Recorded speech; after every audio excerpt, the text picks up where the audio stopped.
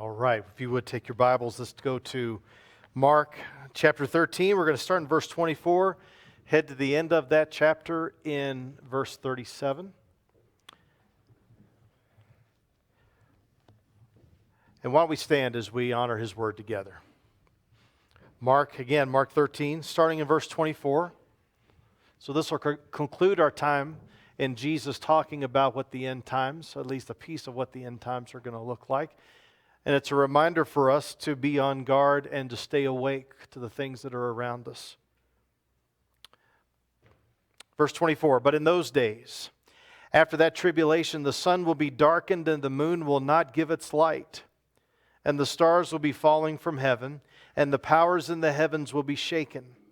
And then they will see the Son of Man coming in the clouds with great power and glory.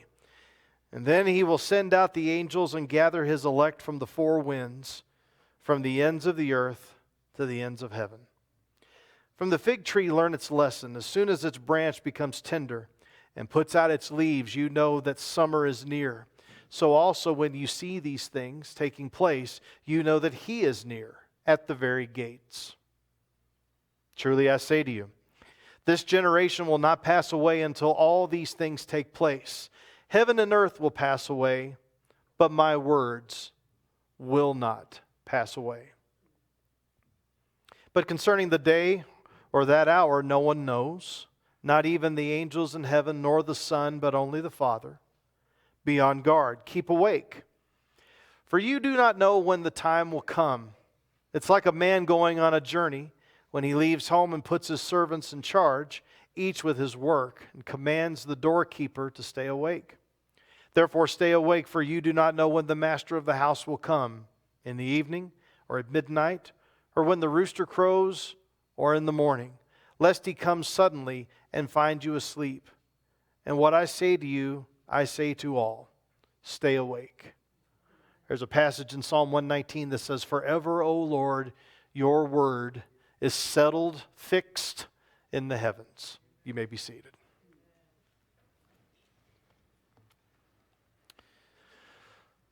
So as I said earlier, but if some of you may have come in, I appreciate all the prayers of us being in. We were in San Antonio, and Mom and Dad came, and we were all able to really be able to celebrate this significant accomplishment for our son.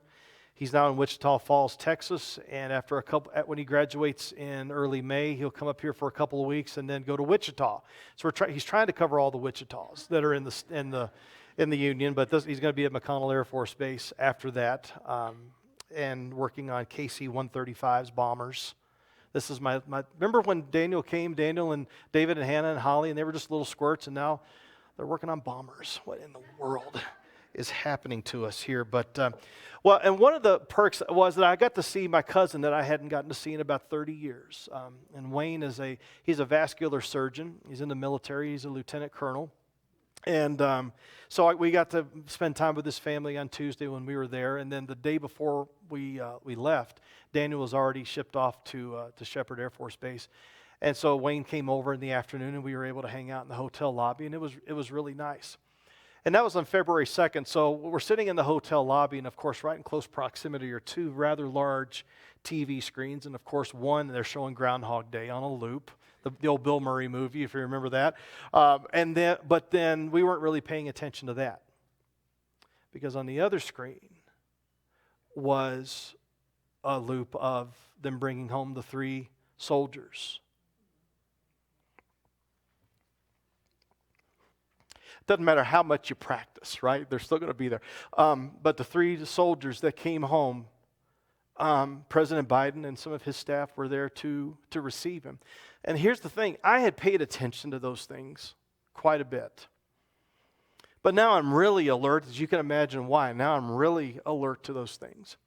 Because both my cousin Wayne, and he's like maybe 5 or 6 years from retirement, and Daniel, because of everything that's going on, not only in the Middle East, but all sorts of places all over the world. And so he ended up saying, it's not a matter of if we're deployed. It's a matter of when. So that made me more alert. My son being in the military now is making me more alert to those things that are going on. And I'm reading this passage, and if we've been in the Bible, now some of you may be kind of new to the Bible. I'm not talking to you right this second, because I'm not putting this on you. I'm going to talk to some of you who may have been under the Bible for quite a while, and God has allowed you to do that. And what a gracious thing that is for God to have us to be under the Bible. I mean, for a long time. And I hope those of you that are new to it, you'll see in 10 years what a grace it is to be under God's Word. But how many times have we read to be alert and stay awake? And, yeah, I'm alert. Yeah, I'm awake. And I'm wondering what it's going to take for us. For me to be alert to what's going on in the military meant that I had to have a son that's in the military. Penny drops and, whoa. Because God's going to bring along something in your life to make you aware and to make you alert. And it really would be helpful if we got it immediately, but usually what happens is something significant happens and brings it to a point where we're like, well, I better be paying attention to what's happening around here. And Jesus, when he's looking here in Mark 13, I mean, over and over, he's telling us, and I'll repeat it for you again, but it's been a couple of weeks. You know how memories are. So I'll remind you of it. Verse 9, be on your guard. Verse 11, do not be anxious. Verse 23, be on your guard. Verse 33, be on guard and stay awake. Verse 35, stay awake. Verse 37, stay awake.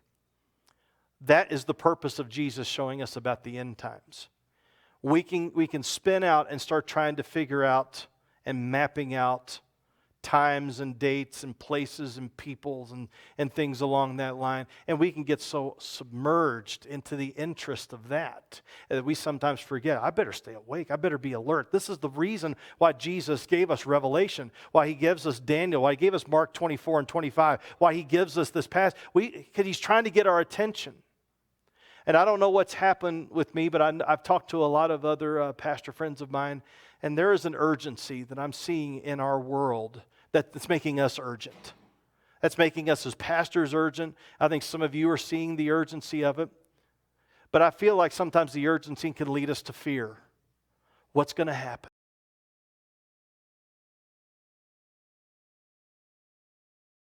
So that you won't be afraid.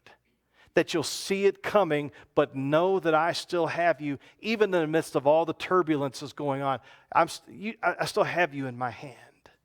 And no one's going to be able to take you out if you're a true follower of me. And I love this passage here. So let's look at verses 24 to 27, where we see the gathering. Jesus is going to gather his people, but not before some things happen first. So in verses 24 and 25, but in those days, after that tribulation, now what's the tribulation that's being talked about? Now remember, Jesus is talking about the temple being destroyed. That was the center of all the religious activity of God's people, and it was going to be destroyed. But the fact is that the temple was running on fumes already. You've had that car, and you can tell when it's, any moment. That was one thing that my cousin shared. He's like, my aunt had a duster. I don't know if you've, it was a 1980-something duster.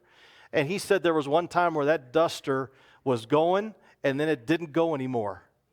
It did not move. He said when that car quit, it did not move 1 inch on its own. There had to be some help. And what was going on really with the temple is that was what was going on. It was already on the decline because the religious leaders were not following what God had told them to do. And we can have this building and we think, well, church, pews, yes, we got all the stuff, we got all the processes in place. But if we're not doing what we're supposed to be doing according to his word, it doesn't matter. We're running on fumes. I don't want to run on fumes. Do you want to run on fumes? I don't want to run on fumes. So that's why God has given us his word. So he says, after those days, after that tribulation. And so when they were talking about the temple and what was going on, that was a micro of what was going to go on a more global, really a galactic scale when Jesus was going to come back at the end.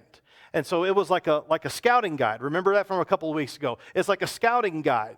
Look at what's happening here, and you're going to see and get some understanding of what it's going to be like in the end. And you better be awake, you better be on guard, and you better be ready. He says, the sun will be darkened, and the moon will not give its light, and the stars will be falling from heaven, and the powers in the heavens will be shaken. That's not a small thing. That is not a birthday party. That is not a stroll in the park.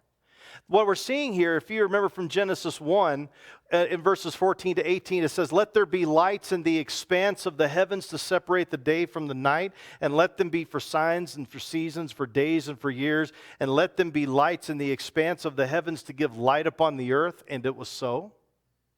And God made the two great lights, the greater light to rule the day, the sun, and the lesser light to rule the night, the moon, and the stars. And God set them in the expanse of the heavens to give on the earth, to rule over the day and over the night, and to separate the light from the darkness. And God saw that it was good. So God is putting all of these things in these environments, the sun, the moon, and the stars, to give light. Greater light during the day, the sun, lesser light during the evening, the moon, which is really reflecting from what the sun is radiating. But this is what we're seeing. This is God creating everything. But when the time comes, He's going to uncreate it all. None of it is going to be standing. It's all going to come apart because there's going to be a new heaven and a new earth that we hear at the end of Revelation. But in the meantime, all of this is going to come apart, and this is going to fly apart. And this is nothing new. In Isaiah 13, verses 9 and 10, "Behold, the day of the Lord comes, cruel with wrath and fierce anger, to make the land a desolation and to destroy its sinners from it. For the stars of the heavens and their constellations will not give their light, and the sun will be dark at its rising, and the moon will not shed its light." Everything's going to come apart. What was bound and structured is going to be unbound and unstructured.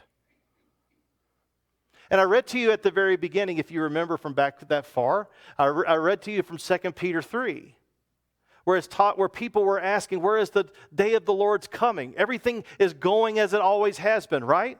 And some of you, when you grew up, if you grew up in the 70s, you may remember, and you were really on edge that Christ is going to come back at any time, because there was this influx of literature that was coming out and making us aware. And then, then the 70s, well, then the 80s came, and the 90s, and the aughts, and the tens, and now we're in the middle of the 20s.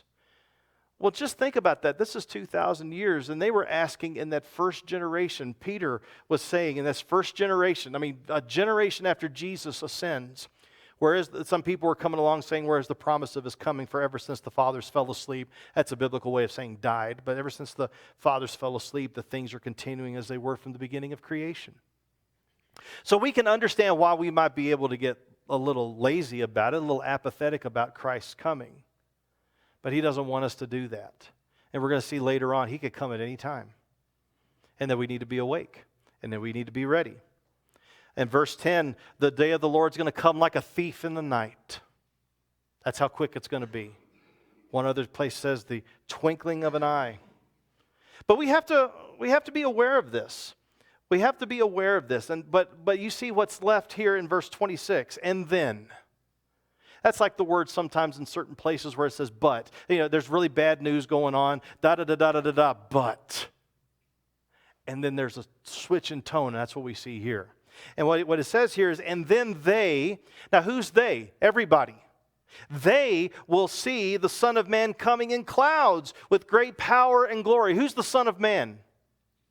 Now you could be thinking, well, Jesus is talking, so you may be thinking, well, why didn't He just say me? Why is He referring to Himself? You may find it aggravating when people talk about themselves in the third person. Well, Jesus does that because Jesus is making sure that you're seeing that what's happening here has always been talked about. In Daniel, He's referred to as the Son of Man. He's also referred to as the Son of God, but that the Son of Man is one of who is in great power and great glory, and that's the understanding, is that Jesus wants you to understand His connection, that He wasn't just an accident. He didn't just show up on the scene. He's a part of a long storyline of God's redemptive and rescuing work. Here it is, about to come to full fruition. "With great power and glory, then He will send out the angels," the messengers, God's helpers, and He will send out the angels and gather His elect, those who God has chosen. And if you're a follower of Jesus, you're part of the elect. I don't like that word. Well, Jesus uses it, so we're going to use that word. He calls us out, just like He called the people out of Israel. He calls us out. That's what the church is, a people who are called out. He's the one that calls us out. And he's going to gather us from the four winds, from the ends of the earth to the ends of heaven. And I love this.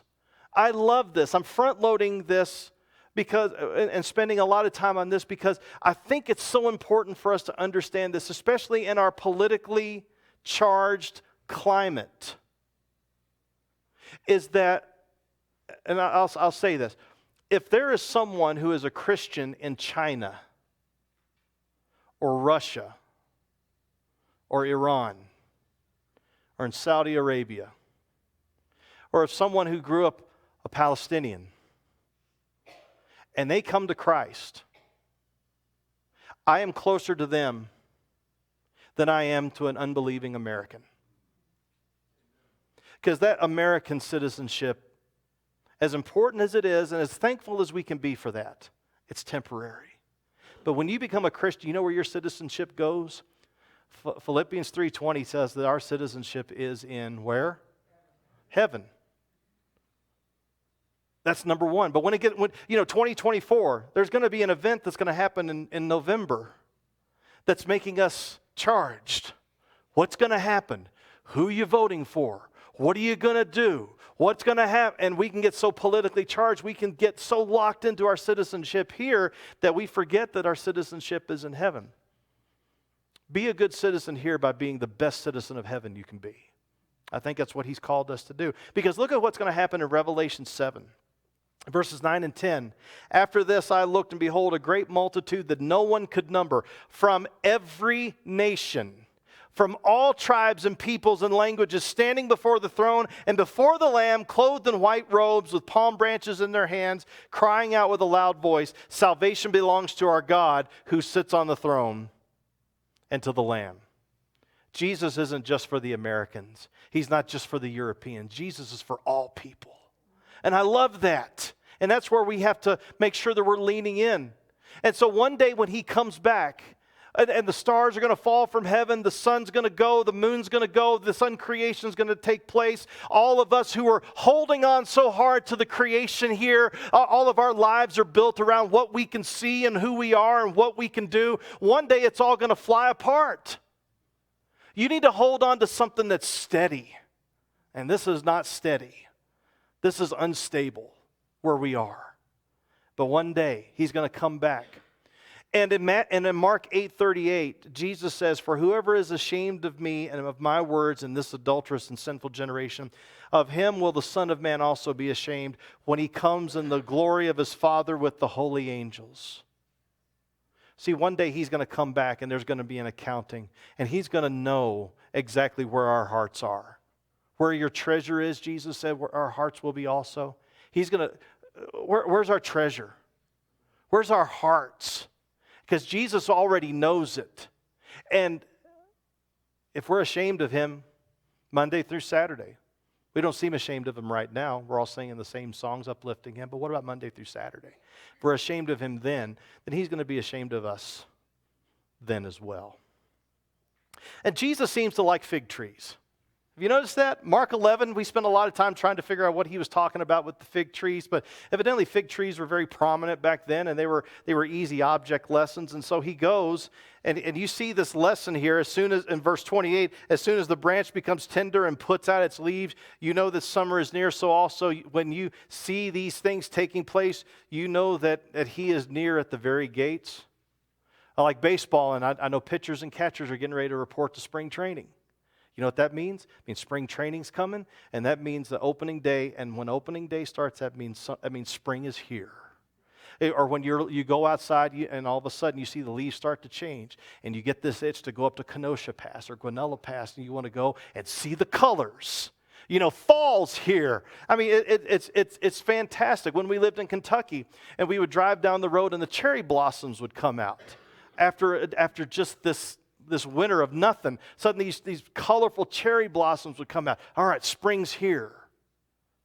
Well, that was what was going on there. They knew when the bud started coming on these fig trees that the spring was here. And so what Jesus is saying here is, look, you know how to maneuver and how to ascertain what's going on there. I need you. That's important, and you got it. This is way more important, understanding the signs of the times.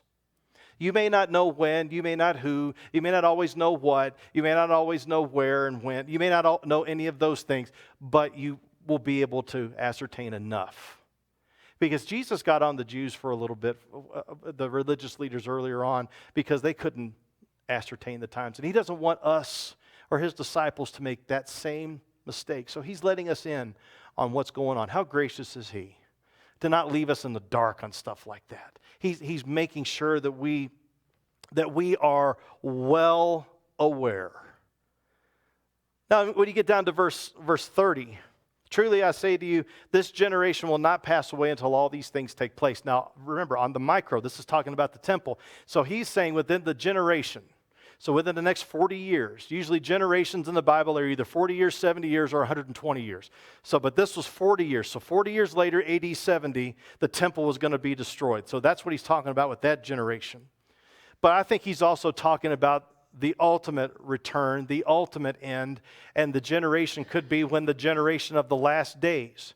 And in the Bible, the last days are when Jesus from the time when Jesus has come until he's coming back, between what we call the advents of his coming.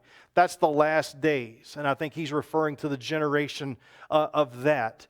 He's saying this generation will not pass away until all these things have taken place. So there's a plan that God has in place. I talk to people every so often. They encourage me. It's all part of the plan. I also get encouraged by some who tell me there's nothing wasted. Nothing wasted. I love that. I love that there's a reminder that God is efficient in what he's doing. He's making sure everything is coming to pass. It may not look that way on our end. It looks like it's just taking a bat to a beehive. But God is working things out, and he's moving things, and he's working. But here's the thing that I want to make sure that you understand. Heaven and earth will pass away. Everything that's material, everything that is not of God, everything that's not eternal is on the clock. It's on the clock. And I tell you that there's something about that when you feel like you're on the clock. My mom's got a biopsy coming up on Friday. And we don't know there's something going on in her lung, and we don't know what that is. And it's weird when you get news like that, and so we're going to find out what that is. And she's my mom, so no HIPAA violation, right? She's my mom, and so I can talk about it. And but you know, what's going to happen if the news comes back? You know, your perspective changes when you feel like and you understand you're on the clock, right? I mean, if you're going to watch the Super Bowl this afternoon, and if it gets to be a close game with about 5 minutes left, you know, what are you going to see going on? They're not going to run their same offenses. They're going to run what's called a 2-minute offense because they know they're on the clock. Things are coming, and there's going to be a little more urgency. We got to score. We got to stop them. We're all on the clock. All of us. And when you turn 50 and 60 and 70 and 80, and some of you have hit 90, I mean, there's a recognition. But we've also been to funerals of children, teenagers. We're all on the clock. But you know what's not going to pass away? D.A. Carson one time, he said that there are two things in this life that are not going to pass away, that are not going to end. That is God and your soul. Your soul's moving on somewhere. Either with him or away from him, it's moving on. And so if that doesn't make you realize that there is an urgency, because in a way you're on the clock, but in a way you're not. Because it's not going to end when this ends. And so what Jesus is saying, heaven and earth are going to pass away. But you know what? My word's not going to pass away. So all the things that you may be hanging on to in this life, your money, your time, your talents, your intellect, your jobs, whatever it may be, even if it's your families, all of those can be good things, but they can also be idols. If you're holding on so tightly to them that you're letting the sand of Christ run through your fingers. And so when we get to verse 32, concerning that day or that hour, and I know some of you may not have been paying attention when I was reading earlier. I get it. Sometimes, we think about things, but when I was reading it, some people really get into this. When's he coming back? Somebody's got it figured out. Let me tune in. Somebody's got it figured out. Let me read that book. Somebody's got it figured out. Let me pass along that article. When he's going to come back. And every so often I'm reading, I have conversations with people.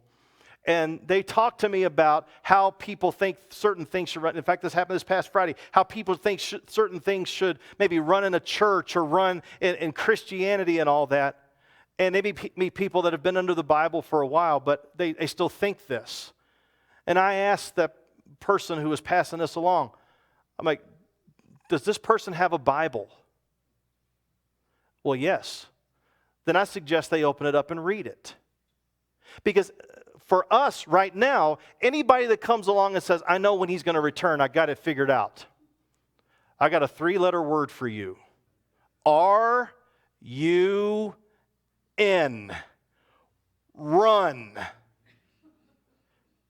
Because when Jesus has told us, no one knows. And then all of a sudden someone comes along, I know, run, diggity dig, run. I mean it. Because we don't have time to be playing around all the energy. But sometimes people publish these books, and I don't know who to feel worse for. The people that produce these books, the people that publish these books, or the people that purchase these books. I got inside information. That's why we do end times. Sometimes that's why we gossip. Sometimes that's why we do what we do. Inside information. No. He's saying no one knows. Not even the angels in heaven, close proximity. This may stumble some of you. Not the Son. Not the Son. Wait a minute. I got a problem here. But only the Father. Now, let me just go here. Just very quickly. So when we just came out of Christmas. And we don't sing here in the worship service, Jack Frost nipping at your nose. We don't sing Winter Wonderland. We don't sing, any of those chestnuts roasting on an open fire. We don't sing those songs. But here's a piece of a song that we do sing. Veiled in flesh the Godhead see, hail the incarnate deity, pleased as man with men to dwell, Jesus our Emmanuel. Now that's a meal of words, right? But what is it talking about? That's basically talking about that when Jesus came, he's fully God, but he's in the flesh. Now, you may not know much about God, but you may have heard that God is omnipotent, all-powerful, that he is omnipresent, all-present. He's everywhere, right? And he's also omniscient. He knows everything. And we sing this about Jesus, and yet here Jesus is showing us here that he doesn't know something. Does that mean that my Jehovah's Witness friend was right? That this proves that Jesus isn't God? No, it doesn't. Because when Jesus chose to take off the robes of glory and put on the robes of flesh, come here, there were certain things, still being God, that he willingly laid aside. Think about it. I mean, he's not omnipresent. He's in the flesh. Jesus is not everywhere when he's walking around on the earth. He's not omnipotent. Well, he's laid that part aside so that he would go to the cross. Willingly did that for us. But here it says he doesn't know. There are certain things that he laid aside when he became a servant. But that does not mean that he laid aside one molecule, one nickel of his deity. He is fully God and fully man. And he says, but my Father knows. So what's the point? Jesus gets to it. We spend so much time, who, what, where's it going to happen? When's it going to? No, he's saying, here's the point, everybody. Are you ready? This is the point of me telling you about how things are going to be are going to be ending. Be on guard. Keep awake. Be on guard. Keep awake. Stay awake. Don't be anxious. Stay awake. Be awake. Be on guard. Stay awake. Stay awake. Don't fall asleep. Stay awake. That's what he's telling us. If you didn't get it, read it again because he'll repeat it. Like a machine gun, he's going to repeat it. Da-da-da-da-da-da-da-da-da. And like the doorkeeper who's always waiting. And look at the time frames that are here. Therefore, stay awake, for you do not know when the master of the house is coming. In the evening, at midnight, when the rooster crows, or in the morning. Well, that about covers the day, doesn't it? That's what he's saying. He can come at any time. Now, we're looking around the world. We're watching TV, the military guys in the coffins that are draped with flags, President Biden waiting for him to return. We can see, and what else was going on that TV screen was all of the skirmishes that were going on in the Middle East. It was quite a bit. Then they moved the camera to, or the map up to what's going on in Russia and Ukraine. There was one time where they moved it over to what's going on in China, and what's going on in China and Taiwan, and then they go. I mean, it's like there's skirmishes that are going on everywhere. We don't hear about them if they don't have our interest, but there's skirmishes that are going on everywhere. You see the direction that our politics are taking, and the choices that we have now for those who are running for president, and those that some of the policies that are coming there. And you see some of the things that are coming out from the medical community and the scientific community. Josh Howerton one time, he says sometimes people get on us for talking about things that are happening in culture and being political. And what he responded was, well, if they wouldn't get so theological. Because they're talking about what it means to be an image bearer of God. They're talking about marriage. God speaks about that. They're talking about gender. God speaks about that. They're talking about life. God authors that. He speaks about that. All of these things that are happening now, and if you watch some of the things that are happening in this world and what they're doing and experimenting on our kids and experimenting with some of this, you're like, no, we're not getting more political. We haven't moved. They're moving. And now they're starting to dip their toe into what God's saying here. And what it can do is it can make us frightened. Because they've got the money, they've got the power, they've got the media access. They've got it all. I mean, they seem like for the culture they have it all, and it seems like that the narrative that they're pushing, screaming, careening against the things of God, that all of a sudden it's like they seem to be winning. And you know what can come upon us? One of two things: fear or apathy. You may just say, I'm done. I'm done. I'm going to go to church, I'm going to go home, and I'm done. So when that comes your way, I want you to think of the word fear. And I want you to use that as an acronym for something to help you through. 1, F, faithfulness. Oh, by the way, not your faithfulness. You're not always going to be the most faithful bird in the nest, but faithful. It's His faithfulness. Your mercies, right in the middle of Lamentations with all this bad news, is this little jewel in Lamentations. Your mercies are new, how often? Every other week? Leap year? No. Your mercies are new every morning. Great is your faithfulness. Our hope is not in our faithfulness. Our hope is in His faithfulness. That's F. E, endurance. My grace is sufficient for you. My power is made perfect in weakness. For when I am weak, then I am strong. Endurance, knowing that it's His grace that sustains us, His power that sustains us. Endurance, we endure because of Him. Allegiance, remember when I said earlier that if we are ashamed of Him, then one day He'll be ashamed of us? But no, our allegiance is His. We will not bow to anyone else. We are His. Allegiance. And R, resilience. I'll give this to you later.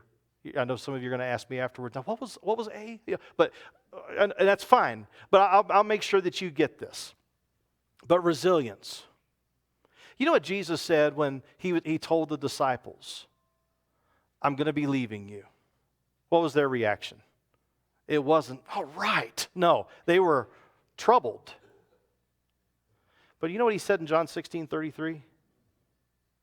In this world, you will have trouble. Don't be surprised. But what? Be of good cheer, right? Cheer up, my brother. Live in the sunshine, right? Cheer. Be of good cheer. I have overcome the world. resilience. When you understand the person of Christ and the promises of Christ, you'll be resilient. You will remain in His faithfulness. You'll endure. You'll stay true allegiance, and you'll be resilient. And so all the stuff that's going to pop up like popcorn all around you in the culture, that's going to be, oh no, what's happening? What's going on? I don't know if we're going to be able to. Yes, you can. It's not about how hard you hold on to Him. It's how hard He holds on to you.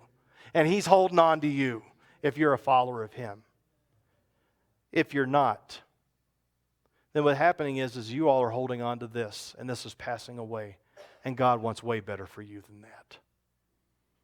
So, consider, come to Christ now.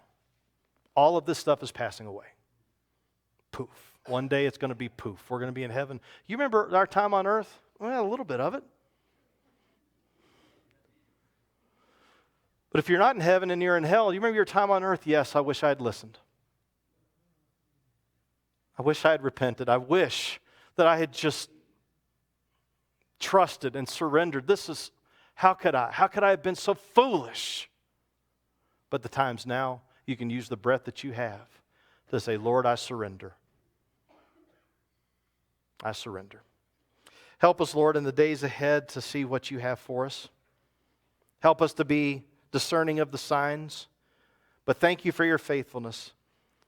Thank you for helping us to endure. Thank you for helping us to remain and have our allegiance to you, because you are Lord. You are Lord. You have risen from the dead and you are Lord.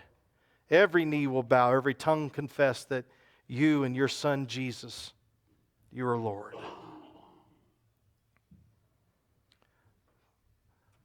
Father, there's going to be a time when you're going to send your Son. You're going to tap him on the shoulder and say, now's the time.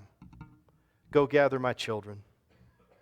So I pray, Father, that everyone here is a true follower of Jesus, a disciple who has surrendered.